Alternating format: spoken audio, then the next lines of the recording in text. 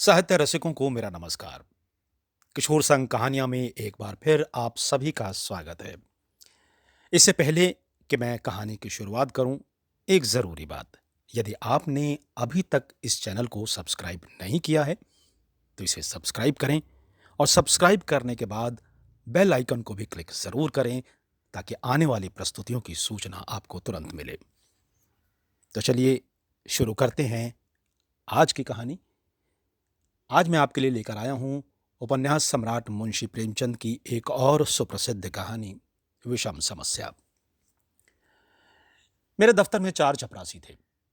उनमें एक का नाम गरीब था। बहुत ही सीधा, बड़ा आज्ञाकारी, अपने काम में चौकस रहने वाला, घुड़कियां खाकर चुप रह जाने वाला, यथा नाम तथा गुण गरीब मनुष्य था। मुझे इस दफ्तर में आए साल भर हो गया था, मगर मैंने उसे एक दिन के लिए भी गैर हाजिर नहीं पाया था।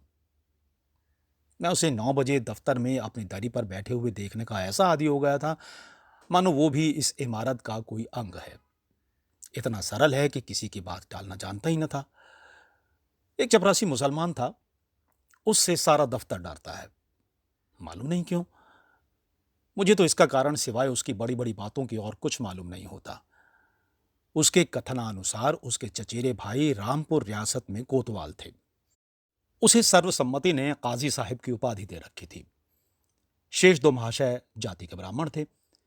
उनके आशीर्वाद का मूल्य उनके काम से कहीं अधिक था। ये तीनों कामचोर, गुस्ताख और आलसी थे। कोई छोटा सा भी काम करने को कहिए तो बिना नाक भौं सिकोड़े न करते थे। क्लर्कों को तो कुछ समझते ही न थे, केवल बड़े बाबू से कुछ डरते थे।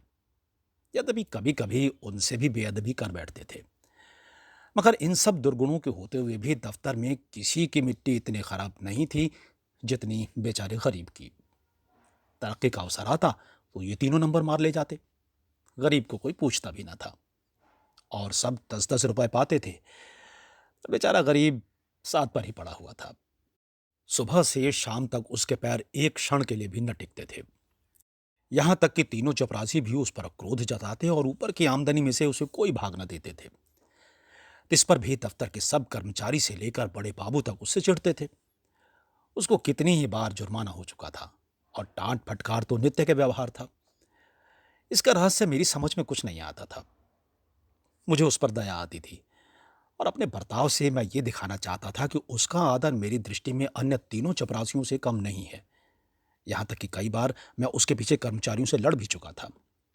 एक दिन बड़े बाबू ने गरीब से अपनी मेज साफ करने को कहा। वो तुरंत मेज साफ करने लगा।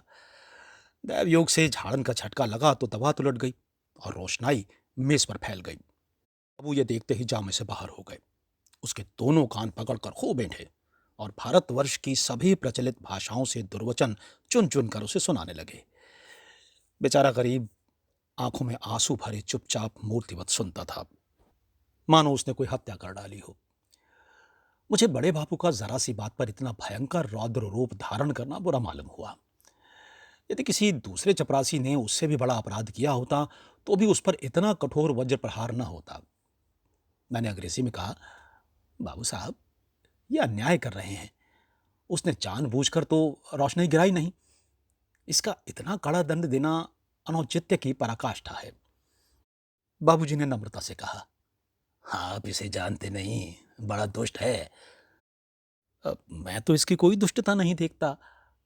आप अभी इसे जाने नहीं, यह बड़ा पाजी है। इसके घर में 2 हलों की खेती होती है, हजारों का लेन देन करता है, कई भैंसें लगती हैं। इन बातों का इसे घमंड है। घर की दशा ऐसी होती तो आपके यहाँ चपरासीगिरी क्यों करता? बड़े बाबू ने गंभीर भाव से कहा, विश्वास मानिए, बड़ा बूढ़ा आदमी है और भला का मक्खी चूस। यदि ऐसा ही है तो भी कोई अपराध नहीं है। अभी आप यहाँ कुछ दिन और रहिए तो आपको मालूम हो जाएगा कि यह कितना कमीना आदमी है। एक दूसरे महाशय बोल उठे, भाई साहब, इसके घर मनो दूध होता है, मनो ज्वार, चना, मटर होती है, लेकिन इसकी कभी इतनी हिम्मत नहीं होती कि थोड़ा सा दफ्तर वालों को भी दे दे। यहां इन चीजों के लिए तरस तरस कर रह जाते हैं। तो फिर क्यों ना जी जले? और ये सब इसी नौकरी की बदौलत हुआ है, नहीं तो इसके पहले इसके घर में भूनी भांग तक न थी। बड़े बाबू सुकुचा कर बोले, ये कोई बात नहीं, उसकी चीज है, चाहे किसी को दे या ना दे। मैं इसका मर्म कुछ कुछ समझ गया। बोला, यदि ऐसे तुच्छ हृदय का आदमी है तो वास्तव में पशु ही है। मैं ये न जानता था। अब बड़े बाबू भी खुले, संकोच दूर हुआ। बोले, इन बातों से उबार तो होता नहीं, केवल देने वाले की सहृदयता प्रकट होती है, और आशा भी उसी से की जाती है जो इस योग्य है। जिसमें कुछ सामर्थ्य ही नहीं, उससे कोई आशा भी नहीं करता। नंगे से कोई क्या लेगा। रहस्य खुल गया। बड़े बाबू ने सरल भाव से सारी अवस्था दर्शा दी। समृद्धि के शत्रु सब होते हैं, छोटे ही नहीं, बड़े भी। हमारी ससुराल या ननिहाल दरिद्र हो तो हम उससे कोई आशा नहीं रखते, कदाचित हम उसे भूल जाते हैं।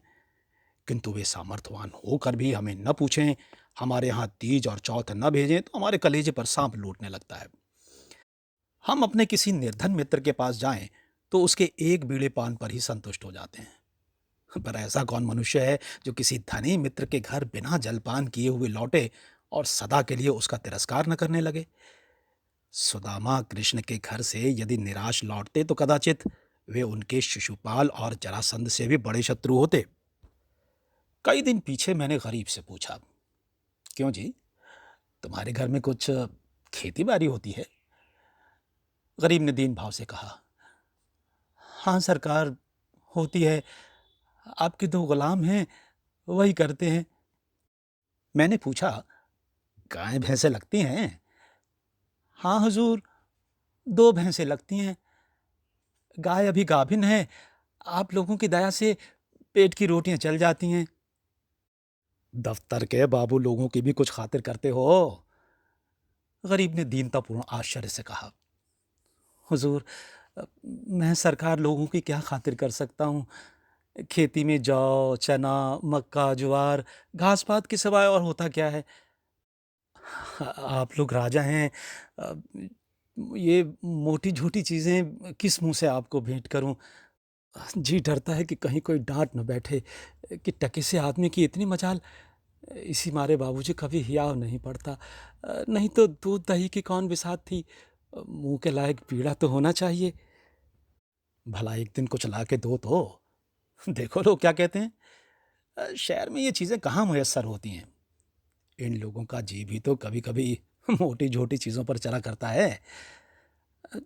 जो सरकार कोई कुछ कहे तो कहीं साहब से शिकायत कर दें तो मैं तो कहीं का न रहूं। इसका मेरा जिम्मा है, तुम्हें कोई कुछ न कहेगा। कोई कुछ कहेगा भी तो मैं समझा दूंगा। हजूर, आजकल तो मटर की फसल है और कोल्हू भी खड़े हो गए हैं। इसके सिवाय तो और कुछ भी नहीं है। बस तो यही चीज़ें ले आओ। अ, कुछ उल्टी सीधी पड़ी तो आप ही को संभालना पड़ेगा। दूसरे दिन गरीब आया तो उसके साथ तीन हृष्ट पुष्ट युवक भी थे। दो के सिरों पर दो टोकरियां थी, उनमें मटर की फलियां भरी हुई थी। एक के सिर पर मटका था जिसमें ऊख का रस था।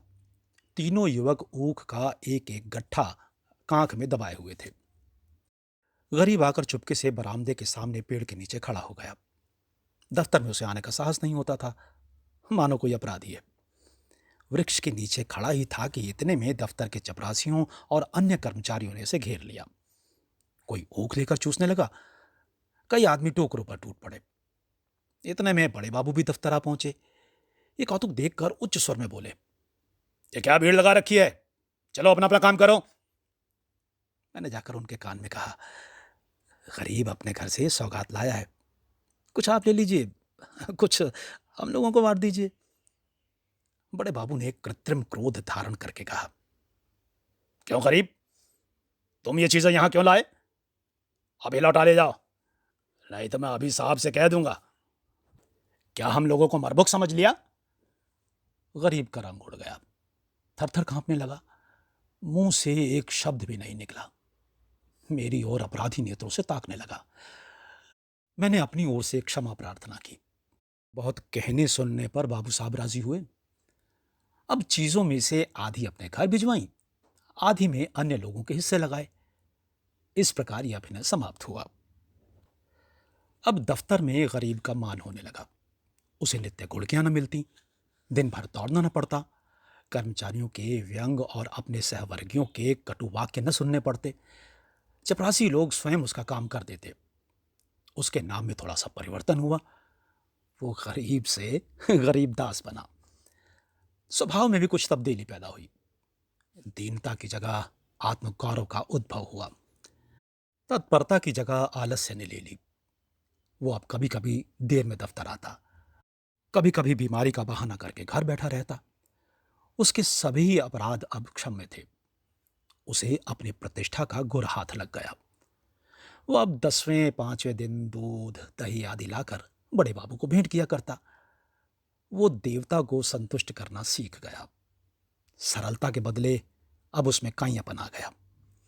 एक रोज बड़े बाबू ने उसे सरकारी फार्मों का पार्सल छुड़ाने के लिए स्टेशन भेजा। कई बड़े बड़े पुलिंदे थे, ठेले पर आए। गरीब ने ठेले वालों से 12 आना मजदूरी तय की थी।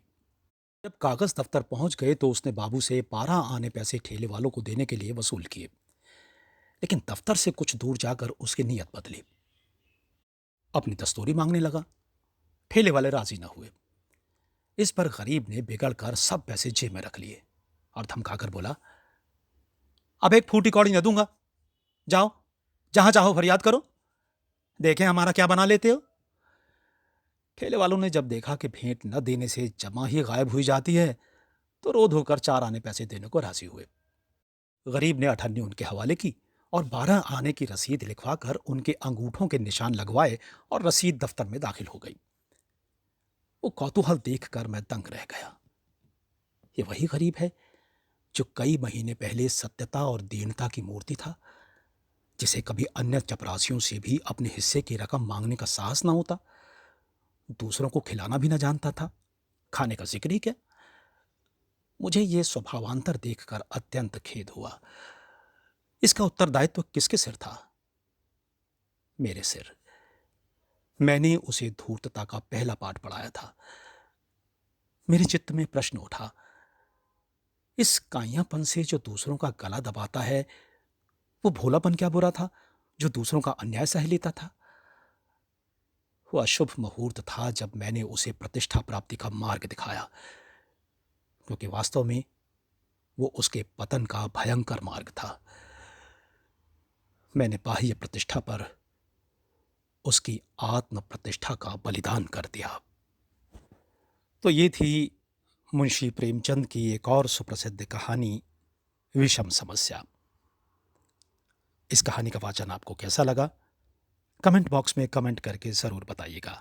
यदि अच्छा लगा हो तो लाइक कीजिएगा, साथ ही इस चैनल को सब्सक्राइब भी कीजिएगा और सब्सक्राइब करने के बाद बेल आइकन को क्लिक करना बिल्कुल ना भूलिएगा, ताकि आने वाली प्रस्तुतियों की सूचना आपको तुरंत मिले। साथ ही अपने साहित्य प्रेमी मित्रों और परिजनों को इसे शेयर अवश्य कीजिएगा। तो मिलता हूँ अगली कड़ी में एक और कहानी के साथ। नमस्कार।